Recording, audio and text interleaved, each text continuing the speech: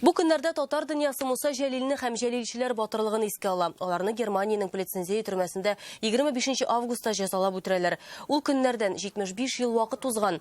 Каһарманнар истәлегенә куелган һәйкәлгә йөзләп кеше килде. Чәчәк салдылар, истәлекләре белән уртаклаштылар.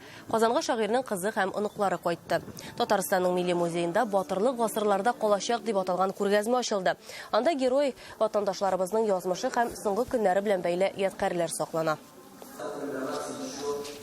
Муса Җәлилнең кызы һәм оныклары каһарман шагыйрьнең музей фатирында булып истәлеген яңартты. Муса Җәлилнең эш кабинеты. Ут таңга кадәр сүнмәйди дип искә ала шагыйрьнең кызы Чулпан Җәлилова. Әлеге язу өстәлендә дистәләгән әсәрләр иҗат ителгән. Хат ташучы поэмасы Нәҗип Җиһановның 6 яшь либреттосы шулардан. Әдипне искә алу көненә ел саен Казанга кайтам ди Мәскәүдә яшәүче Чулпан ханым. Быел оныкларын да үзе белән алган.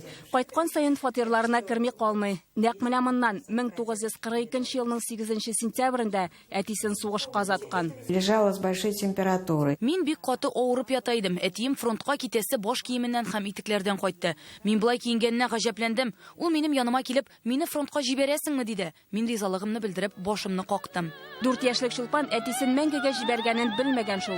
Фронттан килгән хатларны бүген дә кадерләп саклый. Дорогая Чулпаночка, большое спасибо тебе за письмо. Ты пиши больше такие письма. Мне очень приятно их читать. 25 август Муса Җәлилне һәм аның көрәштәшләрен искә алу көне. 1944 елның 25 августында 11 кеше Берлинның Плецензия төрмәсендә хөкем ителә. Җәлилне көндезгә 12 тулып 18 минутта үтерәләр. Я была там несколько раз. Мин җәлилчеләрне җәзалаган җирдә берничә тапкыр булдым. Анда хәзер һәйкәл куелган. Бирегә кергәч җир булгандай була. Күз алдыма 11 кешенең бер-бер артлы атлап барганы күз алдыма килә. Аларның һәрберсенә 3 минут вакыт сарыф ителгән бит.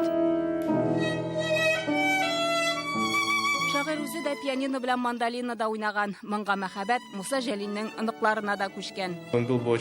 Бабам минем уен коралларында уйнавымны белсә, бик шатланыр иде дип уйлыйм. Очень люблю его творчество. Мин бабамның иҗатын хөрмәт итәм, шигырьләрен яттан өйрәнәм.